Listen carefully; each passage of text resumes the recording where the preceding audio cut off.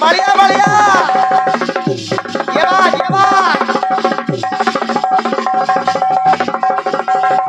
क्या बात है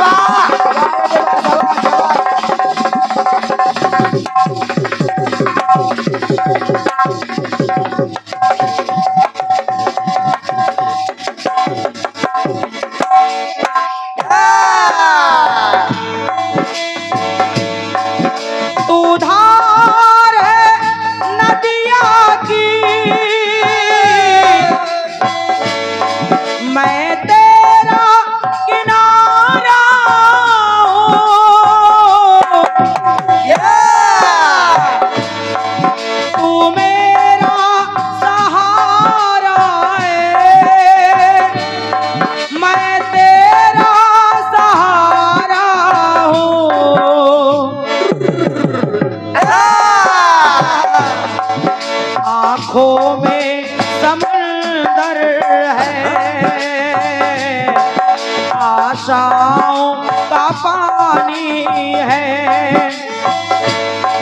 आँखों में समंदर है, आशाओं का पानी है। तो जिंदगी और कुछ भी नहीं, ये तेरी मेरी कहानी है।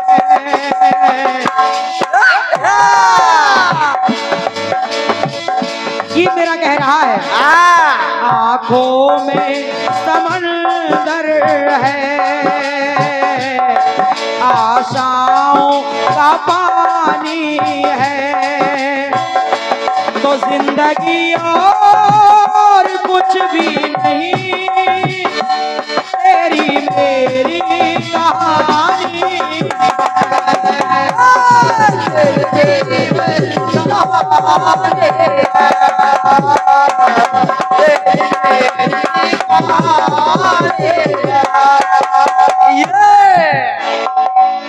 आदरणीय मंजिला भैया,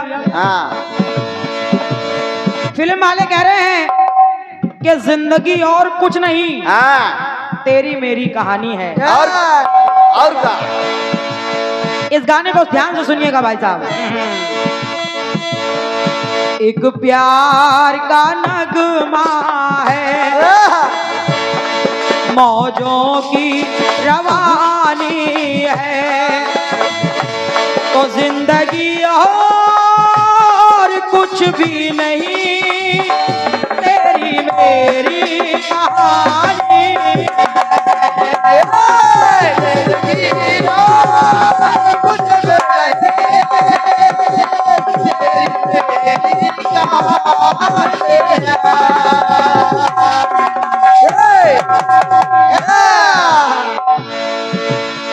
गाने में फिर कह रही हूँ कि कोई खास बात नहीं है ना, जो बात है वो पहले ही आपको पता लग जाएगी। और क्या?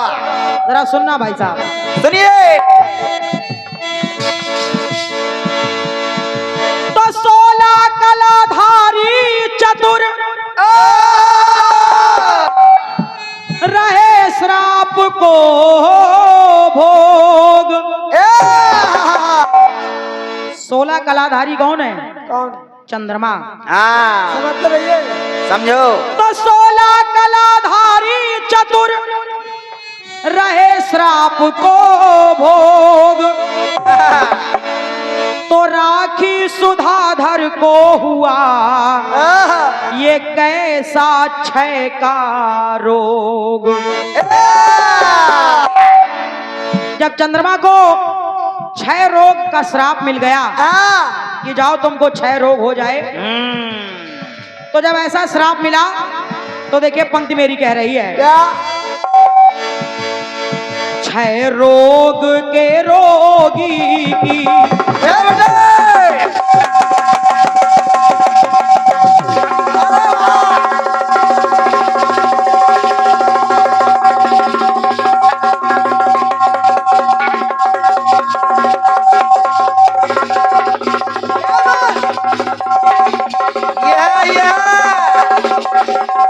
बढ़िया बढ़िया।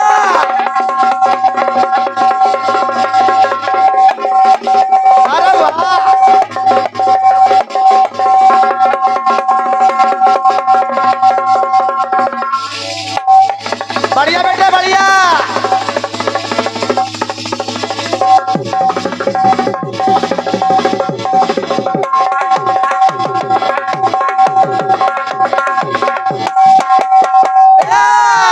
ये है ढोलक की जानकारियां। बेटा आराम लाओ, सिर्फ 35 मिनट है। बहुत ध्यान से सुनिएगा गाने को। सुनिए। क्षय रोग के रोगी की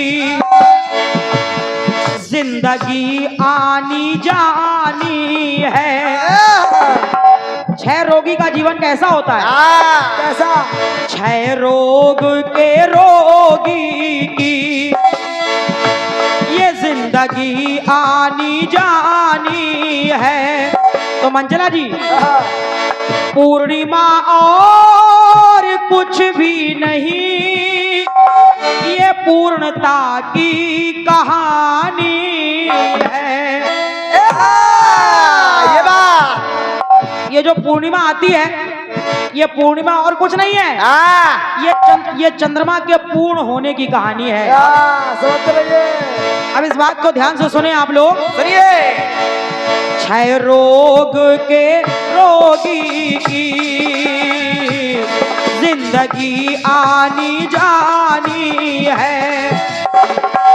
तो पूर्णिमा और कुछ भी नहीं, ये पूर्णता की कहानी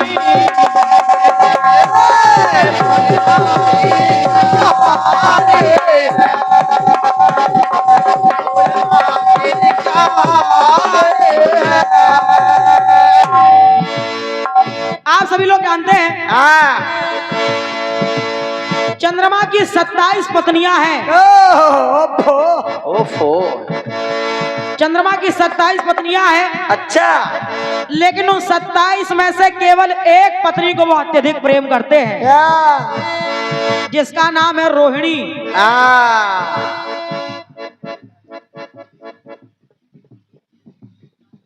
बहुत गहराई से बता रही है।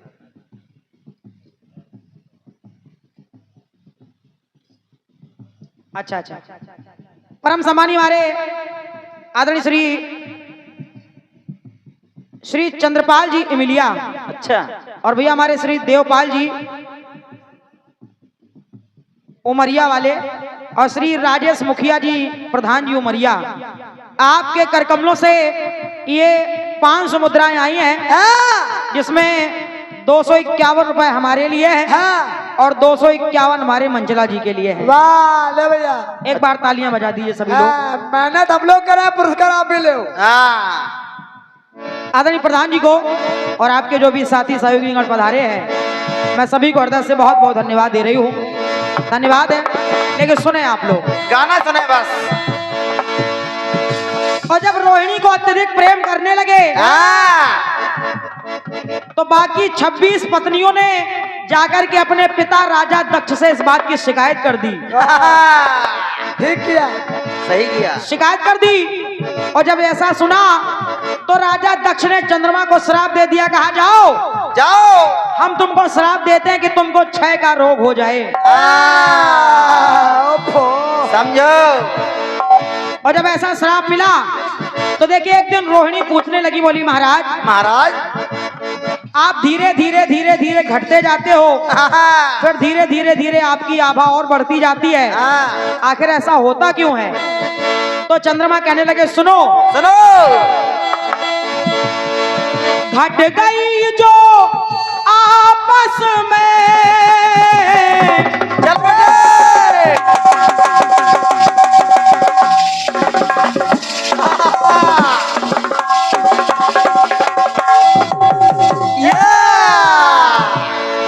घट गई जो आपस में अनहोनी घटना है। और है प्रिय मेरा जीवन घटना बढ़ना, मेरा जो जीवन चल रहा है घटना बढ़ना जीवन अब यूं ही कटना है। ये बात। तो रोहिणी ने पूछा आखिर ये आपकी स्थिति हुई कैसे? कैसे? तो चंद्रमा बोले अरे अरे तू क्यों हैरान हैरानी, तुम क्यों परेशान हो रही हो? ये जो मेरी आज दशा हो रही है ये तुमको ज्यादा चाहने का परिणाम मिला है मुझे। तू क्यों हैरान हैरानी, और ये तेरे कारण हैरानी है।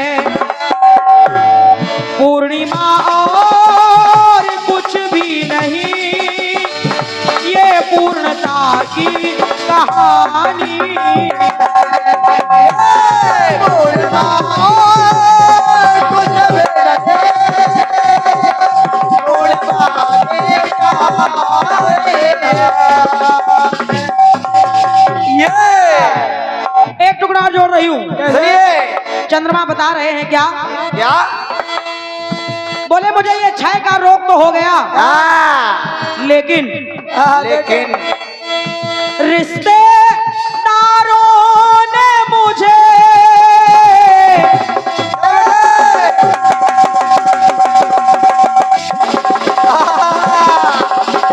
बढ़िया बढ़िया,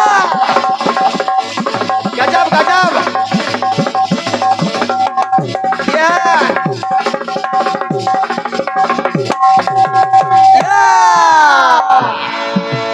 मेरे जो रिश्तेदार हैं उन लोगों ने क्या किया? क्या किया?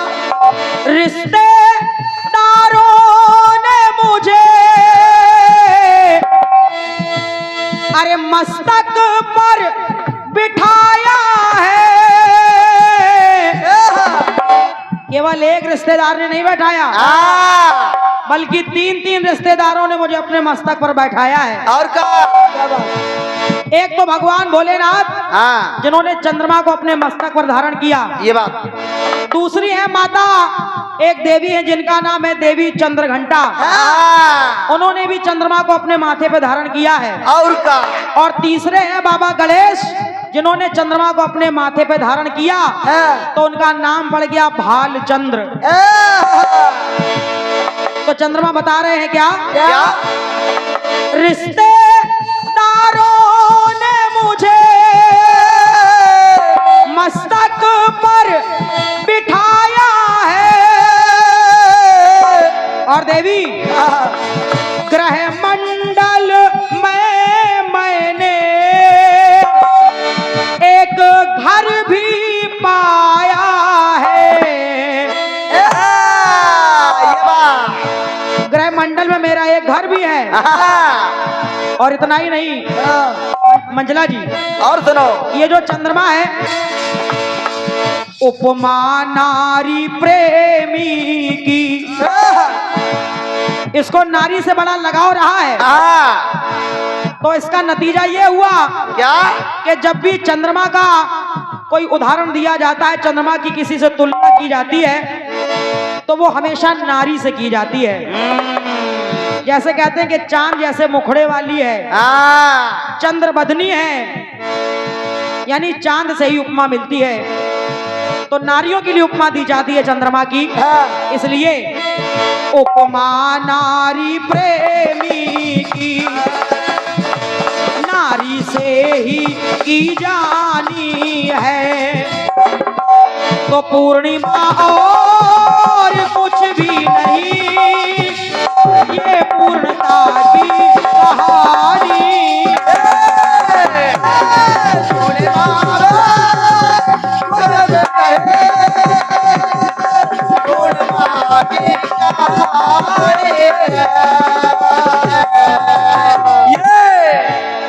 एक बात चंद्रमा ने और बताई क्या?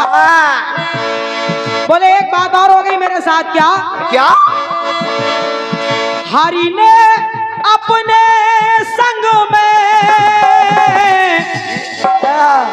हरि ने अपने संग में मेरे नाम को जोड़ा है। भगवान हरि ने जो अवतार लिए उसमें अपना नाम मेरे नाम के साथ जोड़ा है। अच्छा, जैसे कृष्ण चंद्र, रामचंद्र। तो कहा चंद्रमा ने, हरि ने अपने संग में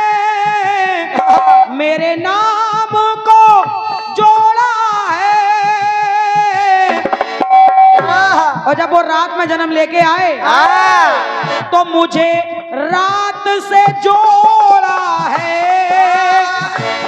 तो मैंने दिन छोड़ा है। मैंने खुद को रात से जोड़ लिया, मैंने दिन ही छोड़ दिया। और क्या? और इतना ही नहीं, सुनो देवी, और सुनो। दुश्मनी मेरी राहु से। जिस दिन चंद्रमा ने ये बताया था कि राहु देवताओं की लाइन में बैठ के अमृत पान कर रहा है, उसी दिन से राहु और चंद्रमा का 36 का आंकड़ा चलता है।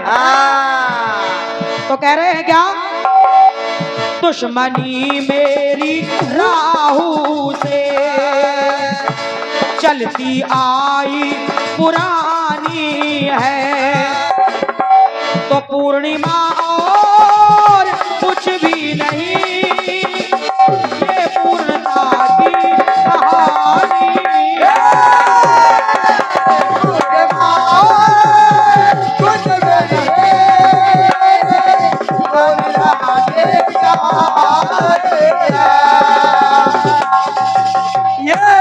मंजला जी अभी नहीं, अभी नहीं, जवाब अभी ना लिखिए, मेरा अंतिम अंतरा सुन लीजिए। हाँ। इसके बाद आप जवाब लिखिएगा। और क्या, पहले सुन लीजिए। आखिरी टुकड़ा देखें आप लोग। क्या? रोहिणी ने पूछा, महाराज हाँ। आपकी आभा धीरे धीरे बढ़ती जाती है, हाँ। आप पूरे हो जाते हैं, हाँ। तो वो तिथि पूर्णिमा हो जाती है, लेकिन धीरे धीरे आपकी आभा कम होती है और एक दिन आप बिल्कुल गायब हो जाते हैं। हाँ। तो उस दिन आप कहाँ जाते हैं? कहाँ जाते हैं? तो चंद्रमा कह रहे हैं, सुनो, सुनो।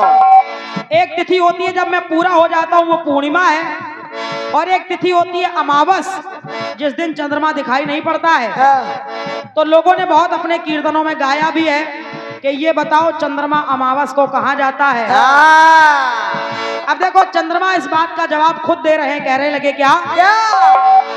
बोले देवी, इसके दो प्रमाण मिलते हैं, इसके दो प्रमाण मिलते हैं। क्या? क्या? पहला तो यह है कि महिसागर संगम में, चलो बेटे।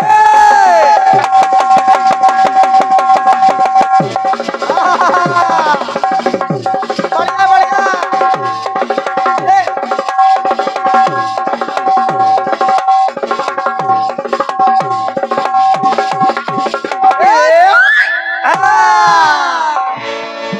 महिसागर संगम में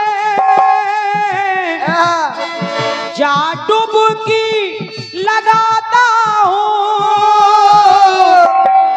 और अपनी खोई प्रतिभा धीरे धीरे पाता हूँ। धीरे धीरे मेरी खोई हुई प्रतिभा वापस आती है। एक कारण तो यह है कि महिसागर में जाके मैं डुबकी लगाता हूँ, और दूसरा प्रमाण ये मिलता है कि अमावस वाले दिन, सुनना भाई साहब, सुनिए। अमा किरण में जा करके, सूर्य की एक किरण है और उस किरण का नाम है अमा। तो चंद्रमा कह रहे हैं कि मैं एक दिन के लिए उस अमा नाम की किरण में जाके वास करता हूँ। उस अमा नाम की किरण में वास करता हूँ, तो इस कारण से अमा किरण में जा करके एक रात बिताई है, तो दुनिया में दुबेदी वही अमावस कहलाई है। ये बात सही है। वो तिथि होती है अमावस। मैं जिस दिन अमा नाम की किरण में वास करता हूँ, तो वो अमावस तिथि होती है। और क्या? तो कह रही है क्या? क्या? शीतलता दे राखी और करे रात सुहानी है, तो पूर्णिमा और कुछ भी नहीं, ये पूर्णता की कहानी है।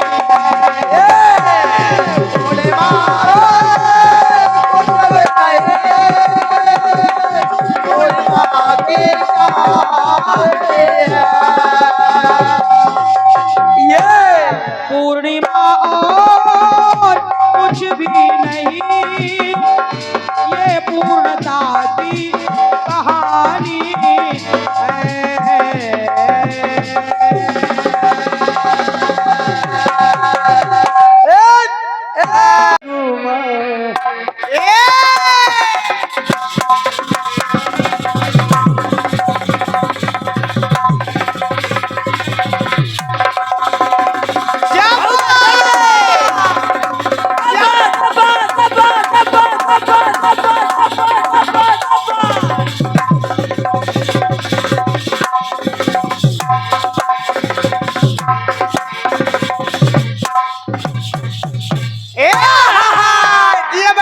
तू धार है, तू धार है नदिया की, मैं तेरा किनारा हूँ, तू मेरा सहारा है, मैं तेरा सहारा हूँ।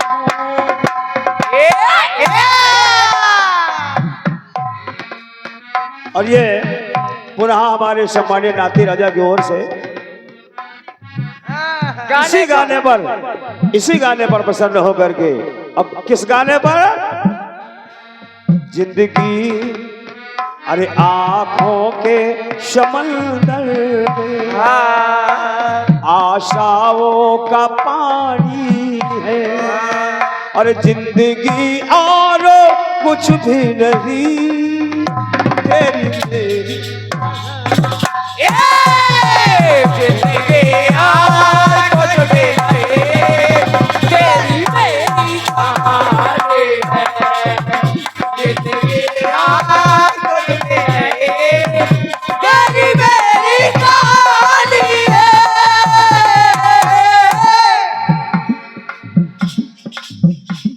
और ये पुनः हमारे नाती राजा की ओर से जिंदगी और कुछ भी नहीं तेरी मेरी कहानी है, इसी गाने पर पुनः 21 रुपया मिल रहे हैं।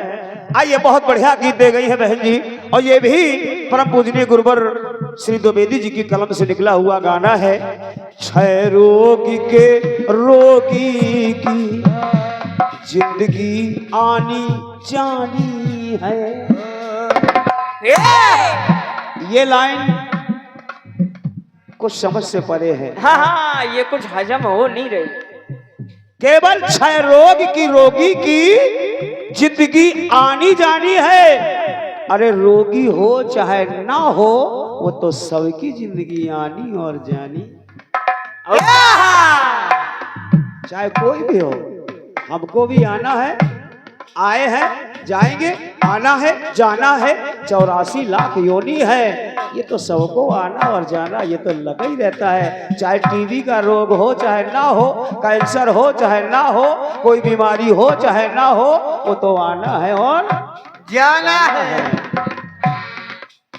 अरे छह रोग के रोगी की, छह रोग के रोगी की, अरे जिंदगी आनी जानी है, अरे पूर्णिमा और कुछ भी नहीं पूर्णता की कहानी है। आशय केवल घटने बढ़ने से है, घटता है, बढ़ता है, घटता है, बढ़ता है, घटता है, बढ़ता है, लेकिन समाप्त नहीं होता है, समाप्त नहीं होता है। समाप्त क्यों नहीं होता? कारण है समाप्त इसलिए नहीं होता है। देखिए उत्तर सुने बहन जी अपना। अरे छह रोग के रोगी की पहले नहीं थी, लेकिन जब से छह रोगी हो गया और शिवजी की शरण में चला गया, तो छह रोग की रोगी की अमर हो गई कहानी है। घटती बढ़ती जिंदगानी नहीं, आनी जानी नहीं, अरे अमर हो गई, अमर हो गई कहानी है। अरे मृत्यु आए पला कैसे, मृत्यु आए भला कैसे, मृत्युंजय की मेहरबानी। मृत्यु आए भला कैसे, ये मृत्युंजय की मेहरबानी है, महामृत्युंजय की मेहरबानी है, भगवान भोलेनाथ की मेहरबानी है। मृत्यु आए भला कैसे, मृत्युंजय की मेहरबानी। मृत्यु आए भला कैसे, मृत्युंजय की मेहरबानी है। मृत्यु आए भला कैसे, मृत्युंजय की मेहरबानी है। मृत्यु आए भला कैसे, ये मृत्युंजय की मेहरबानी है।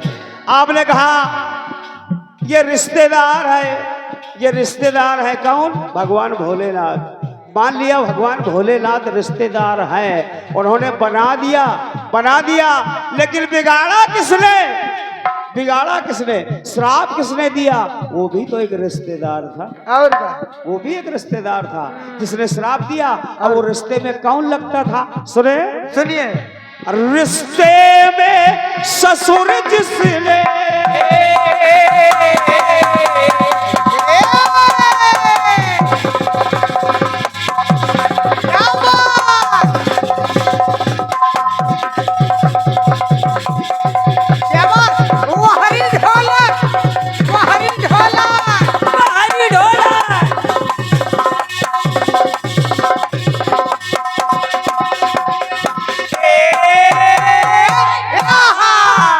रिश्ते के, अरे रिश्ते में ससुर जिसने, ससुर कौन था, दक्ष प्रजापति। रिश्ते में ससुर जिसने, चंद्रमा का अरे ये हाल बनाया है, और रिश्ते के साढ़ू ने, और रिश्ते के साढ़ू ने शर्मा थे चढ़ाया। है कृपा कर की ऐसी कृपा, है कृपा कर की ऐसी कृपा, बन गया वो निशानी है। भगवान भोलेनाथ की निशानी बन गया। और क्या है कृपा कर की ऐसी कृपा, कि बन गया वो निशानी है। अरे मृत्यु आए भला कैसे, मृत्युंजय की मेहरबानी। मृत्यु आए भला कैसे, मृत्युंजय की मेहरबानी है। मृत्यु आए भला कैसे, मृत्युंजय की मेहरबानी है। बोले मृत्यु आए, ये मिट जाता। चंद्रमा को क्षय रोग हो गया, ये मिट जाता अगर भोलेनाथ ना होते। बिल्कुल बात सही है, बिल्कुल। अगर भोलेनाथ ना होते तो ये मिट जाता। लेकिन जेपी मंचला कह रहे हैं भोलेनाथ ने अपना लिया तो बढ़िया है, लेकिन अगर ना भी अपनाते तो चंद्रमा क्षय रोग से मिटने वाला नहीं था। क्यों नहीं था? क्योंकि जब मास दिवस का दिवस भा, अयोध्या में जब राम जी का अवतार हुआ, 1 महीने तक दिन हुआ, चंद्रमा और रात दोनों रो रहे थे कि हमें राम के दर्शन नहीं मिल रहे। तो राम ने लेटे लेटे ये वरदान दिया था कि तुम दोनों लोग रो मत। अगर मैं सूर्य वंश में पैदा हुआ हूं तो जाओ, मैं द्वापर में तुम्हारे चंद्र वंश में पैदा होऊंगा, और यदि मैं यहाँ दिन में पैदा हुआ हूं तो द्वापर में रात में पैदा होऊंगा। इसलिए भगवान राम का वरदान था। भगवान राम भगवान भोले के आराध्य हैं, पूज्य हैं, और भगवान भोलेनाथ राम का ये वरदान झूठा नहीं होने दे सकते। इसलिए सुनिए राखी जी, सुनिए। यदि हम अभी, चंद्रमा कह रहा है, यदि हम अभी मिट जाते।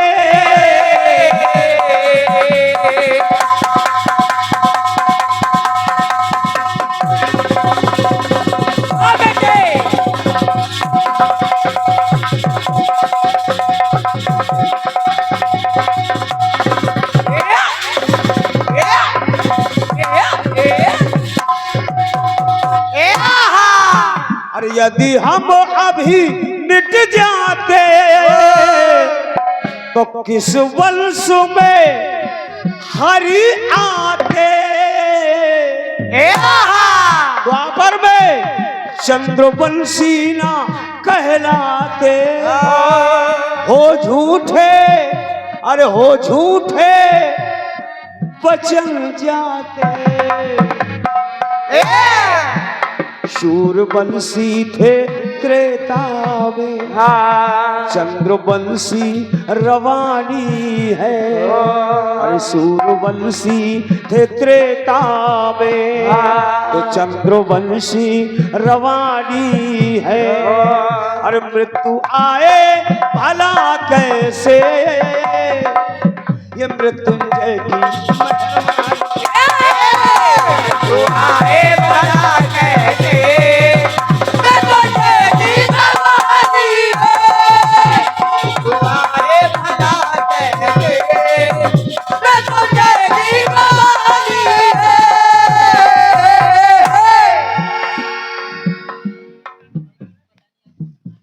पुनः हमारे नाती राजा इसी गीत पर प्रसन्न होकर के 21 रुपया का आशीर्वाद दे रहे हैं। बहुत बहुत धन्यवाद है नाती राजा, आप जैसा महान कीर्तन का श्रोता मुझे नजर तो नहीं आ रहा। हाँ, हमें तो आज तक नहीं मिला। चलिए आखिरी में जवाब की पंक्ति है, चूंकि मेरी आदत है जवाब टाला नहीं करता। और क्रोच पर्वत पर आपने कहा चंद्रमा, चंद्रमा अमा नाम की किरण में जाके वास करता है। ठीक है, मैंने भी पढ़ा है, मैंने भी पढ़ा है कि अमा नाम की किरण में वास करता है, लेकिन हकीकत ये है कि अमा नाम की किरण आखिर रहती कहाँ है? गहराई तक जाइए। कहाँ रहती है? सुनिए, भगवान भोलेनाथ अमावस्या के दिन अपने बड़े पुत्र से मिलने क्रोच पर्वत पर जाते हैं। क्रोच पर्वत पर जाते हैं, और क्रोच पर्वत पर जब भोलेनाथ जाते हैं तो अरे क्रोच पर्वत पर शिव जाते।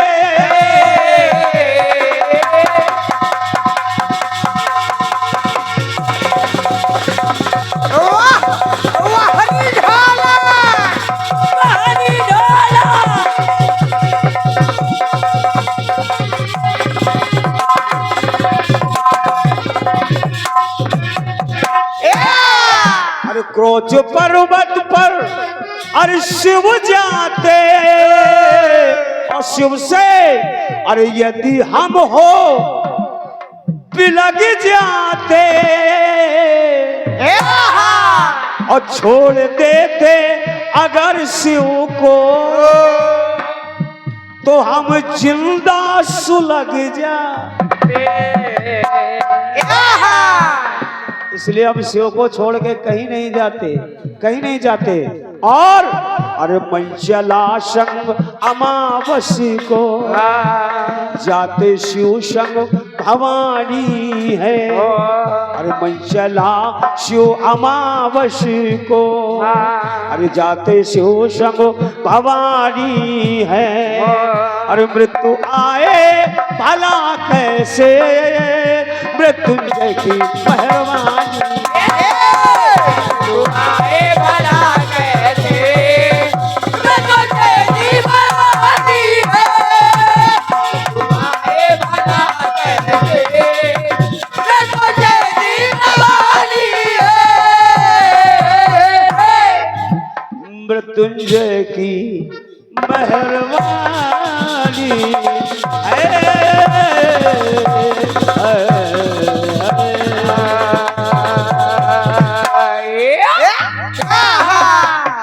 ये रहा बहन राखी जी के अच्छे और सुंदर गीत का मेरी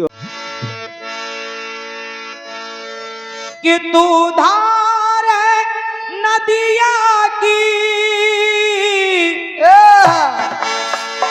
मैं तेरा किनारा हूँ, क्या बात, तू मेरा सहारा है, मैं तेरा सहारा हूँ।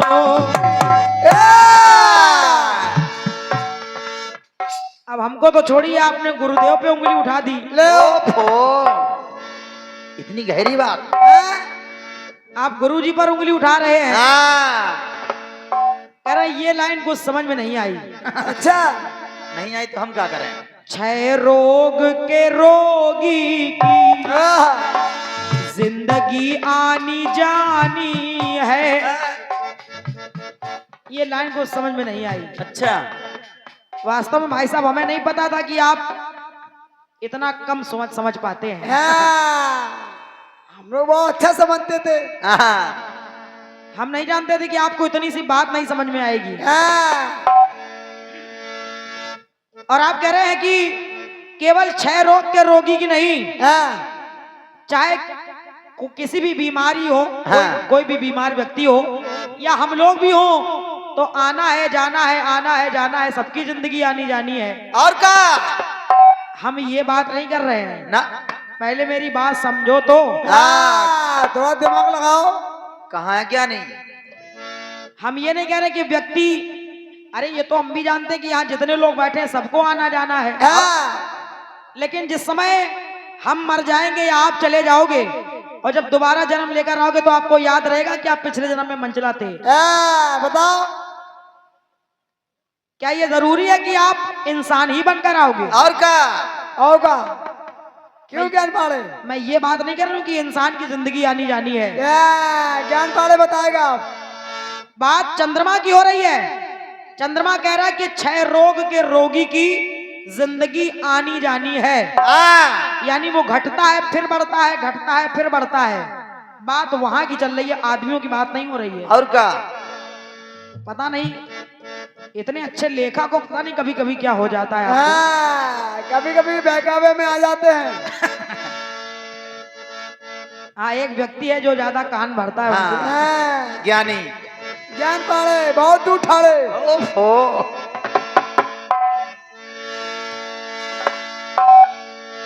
भोलेनाथ ने मस्तक पे धारण कर लिया। बहुत दूर जा। और जब धारण कर लिया तो कह रहे हैं क्या? क्षय रोग के रोगी की अमर हो गई कहानी है। और मृत्यु आए भला कैसे, ये मृत्युंजय की मेहरबानी है। चंद्रमा भोलेनाथ के मस्तक पर है। अच्छा, आज भी है और उस समय भी धारण किया था उन्होंने। और का चंद्रमा आज भी उनके मस्तक पर है। तो क्या आज अमावस पूर्णिमा होती नहीं है? बताओ आज चंद्रमा घटता बढ़ता नहीं है क्या? आप मेरे गाने को ही नहीं समझ पा रहे हो। कभी कभी क्या हो जाता भैया। सबसे पहली बात तो आप गाने को ही नहीं समझ पा रहे हो। खैर कोई बात नहीं, अब आप बड़े भाई हो तो ज्यादा कुछ कह नहीं पाते हैं। ना गंदी बात। चल रहा है कट पीस आया आपकी ओर से। सुनिए।